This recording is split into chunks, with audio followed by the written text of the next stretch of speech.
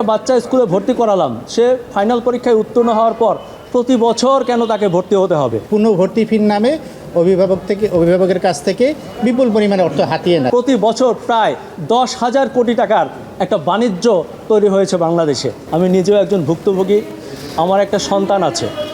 আমার সন্তান ক্লাস 4-এ পড়ে।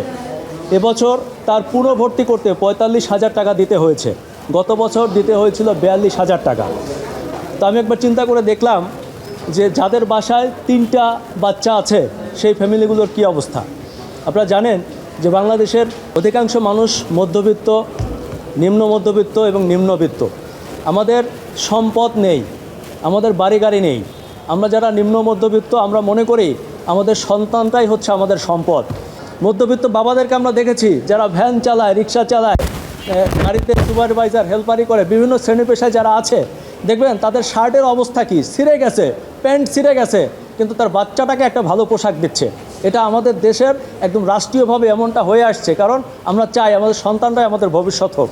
কিন্তু দেখেন আমাদের সেই সন্তানদেরকে নিয়ে আমাদের এই যে আমাদের এত পরিশ্রম, এত কষ্ট, সেই রিজিকটা প্রতি বছর শোষণ করে নিয়ে যাওয়া হচ্ছে শিক্ষা ব্যবস্থার নামে।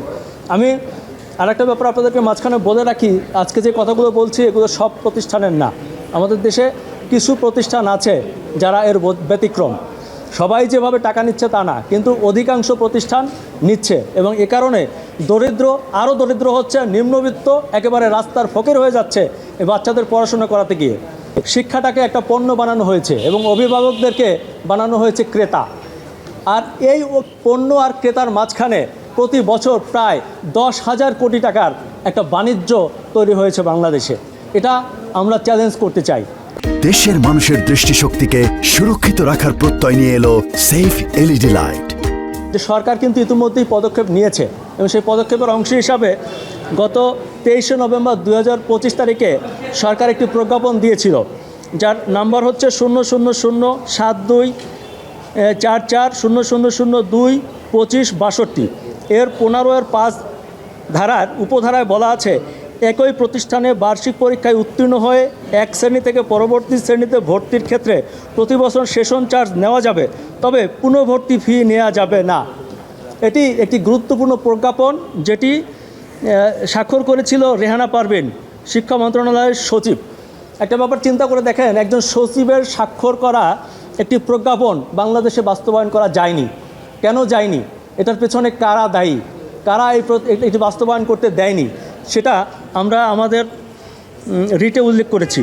দেখেন, এভাবে যে 10,000 কোটি টাকা প্রতি বছর বাণিজ্য হচ্ছে, এভাবে চলতে পারে না। আমরা তাই বাংলাদেশ আইন ও অধিকার এইড সংগঠনের পক্ষ থেকে আজকে মহামান্য হাইকোর্টে আমরা একটি রিট পিটিশন করেছি জনস্বার্থে। মহামান্য হাইকোর্টের কাছে যেটি চেয়েছি সেটি হচ্ছে সচিব রেহানা পারভীন স্বাক্ষরিত যে প্রজ্ঞাপনটি হয়েছে সেটি বাস্তবায়ন করতে হবে, এবং একটি আলাদা স্বাধীন মনিটরিং সেল গঠন করতে হবে, এবং এটি প্রতি বছর মনিটর করতে হবে। আমরা মনে করি আমরা যদি সবাই সচেতন হই, তাহলে শিক্ষাক্ষেত্রে এই যে বাণিজ্য আছে সেটি বন্ধ হবে এবং শিক্ষা পণ্য হবে না। যে শুধুমাত্র সেশন ফিটা নিতে পারবে, কিন্তু এক শ্রেণীতে উত্তীর্ণ হওয়ার পরে পরবর্তী শ্রেণীতে কোনো ভর্তি ফি নিতে পারবে না। কিন্তু অলমোস্ট দেখি ম্যাক্সিমাম স্কুলগুলোই পুনর্ভর্তি ফির নামে অভিভাবকের কাছ থেকে বিপুল পরিমাণে অর্থ হাতিয়ে নেয়, এবং আমরা সবাই কম বেশি এটা ভুক্তভোগী। আর যেহেতু শিক্ষা মন্ত্রণালয়ের বিজ্ঞপ্তিতে থাকে সেশন ফি নেওয়ার জন্য, কাজে এই স্কুলগুলো যে টাকাটা নেয় এটা পুরোপুরি ইলিগ্যালি। এই বিষয়টাই আমরা আজকে মহামান্য কোর্টের নজরে এনেছি এবং একটা রিট ফাইল করেছি, যেখানে আমরা চেয়েছি যে এই বিষয়টা যাতে স্কুলগুলো ফার্দার নিতে না পারে, এই জন্য একটা মনিটরিং সেল গঠন করা হোক, এবং এই যে ভর্তি ফির নামে যে টাকা গ্রহণ করা হয় সেটাকে অবৈধ ঘোষণা করা হয়।